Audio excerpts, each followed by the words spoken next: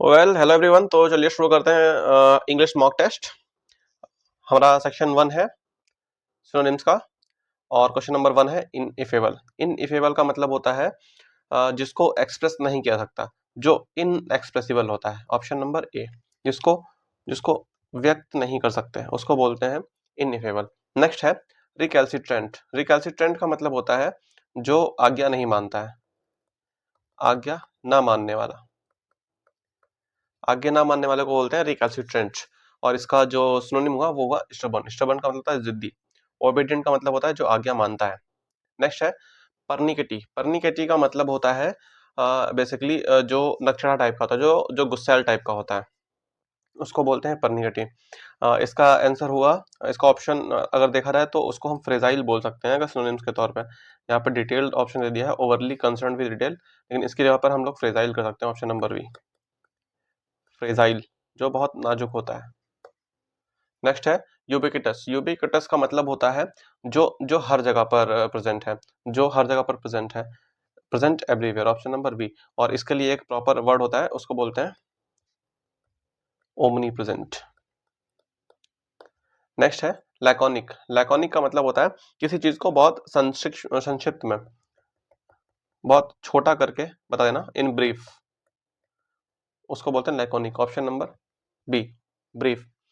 Laconic का एक और सिनोनिम है, उसको याद रखेंगे, उसको बोलते हैं टर्स। टर्स का मतलब भी होता है संक्षिप्त में। नेक्स्ट है स्पूरियस। स्पूरियस का मतलब होता है जो जो नकली हो, नकली हो या फिर जाली हो। और इसका जो सिनोनिम हुआ वो हुआ फाल्स, और एंटोनिम हुआ जेन्युइन। नेक्स्ट है section B, antonyms. Question number 7 है मैग्नानिमस। मैग्नानिमस का मतलब होता है जो बहुत उदार टाइप का होता है, जो बहुत हम्बल होता है, पोलाइट होता है, या फिर अल्ट्रिस्टिक कह सकते हैं। ये सारे इसके सिनोनिम्स हैं, याद रखेंगे। और इसका एंटोनिम हुआ वो हुआ बोल्ड। बोल्ड का मतलब होता है जो बहुत स्पष्टवादी टाइप का हो, एरोगेंट टाइप का, एरोगेंट टाइप का। नेक्स्ट है एक्सप्लिसिट। एक्सप्लिसिट का मतलब होता है जो स्पष्ट हो, एकदम क्लियर हो, क्लियर हो, प्लेसिड हो, या फिर प्लेसिड। एपेरेंट भी इसका एक सिनोनिम है, एपेरेंट। और इसका एंटोनिम हुआ जो इम्प्लिसिट हो, जो इम्प्लिसिट हो। नेक्स्ट है रोबस्ट। रोबस्ट का मतलब होता है कठोर, रोबस्ट का मतलब होता है कठोर। और इसका एक सिनोनिम याद रखेंगे, स्टर्न। स्टर्न का मतलब भी होता है कठोर या फिर स्ट्रिक्ट।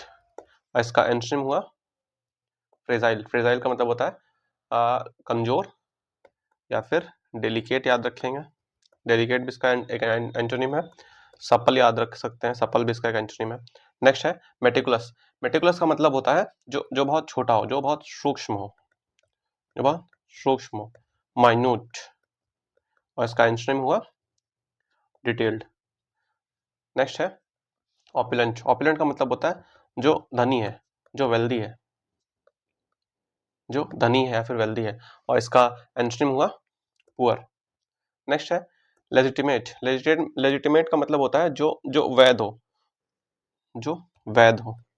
वैध मतलब जो जो सही हो, जो ऑथेंटिक हो, जो ऑथेंटिक हो, उसको बोलते हैं लेजिटिमेट। और इसका जो एंटोनिम हुआ वो हुआ illegitimate. Option number D. Section C है वन वर्ड्स का। क्वेश्चन नंबर 1 है 13, मतलब है one who abandons his religion, religious faith. अपने जो धार्मिक विश्वास है उसको छोड़ देता है, उसको त्याग देता है, उसको बोलते हैं रेनिगेड। नेक्स्ट है a person who studies insect. जो इंसेक्ट्स के बारे में पढ़ता है उसको बोलते हैं एंटोमोलॉजिस्ट। क्या बोलते हैं? एंटोमोलॉजिस्ट। नेक्स्ट है killing of one's own king. अपने राजा की हत्या करने को क्या कहते हैं? उसको बोलते हैं रिजीसाइड। पैट्रिसाइड बोलते हैं भाई की हत्या। पैट्रिसाइड पिता की हत्या। बहन की हत्या को बोलते हैं सरोरिसाइड। नेक्स्ट है a person who can not be corrected. एक ऐसा इंसान जिसको करेक्ट नहीं किया सकता उसको बोलते हैं इनकरेजिबल। नेक्स्ट है one who speaks without thinking. जो बिना सोचे समझे बोलता है उसको बोलते हैं रैश। क्या बोलते हैं? रैश। नेक्स्ट है टू बर्न वंस ब्रिजेस। अपने ही ब्रिजेस को जला देना, मतलब कि अपने ही रिश्ते को खराब कर देना, डिस्ट्रॉय रिलेशनशिप परमानेंटली। नेक्स्ट है to have an axe to grind, to have an axe to grind का मतलब होता है अपने निजी स्वार्थ के लिए, मतलब स्वार्थी होना, स्वार्थी होना। Option number A, to have a personal motive. Next है to go the extra mile, to go the extra mile का मतलब होता है एक्स्ट्रा एफर्ट करना, किसी चीज में एक्स्ट्रा एफर्ट करना या बहुत ज्यादा मेहनत करना, to make extra efforts. Next है to eat humble pie, to eat humble pie का मतलब होता है अपोलाइज यानी कि सॉरी फील करना। नेक्स्ट है नेक्स्ट क्वेश्चन है to pass the buck, to pass the buck का मतलब होता है किसी दूसरे पर आरोप लगाना, to shift the blame, to shift the blame.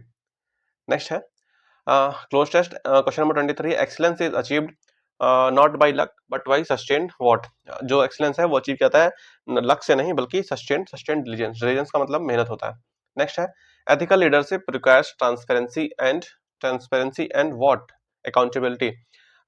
जो एथिकल लीडरशिप है उसको वो चाहिए होता है, उसको चाहिए होता है ट्रांसपेरेंसी और जो कंसिस्टेंट अकाउंटेबिलिटी है वो। नेक्स्ट है a nation prospers when citizens place collective welfare above interest.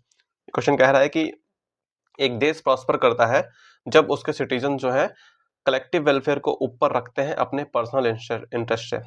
तो option number B personal personal होगा। तो इस तरीके से लेक्चर कंप्लीट हुआ। Thank you very much.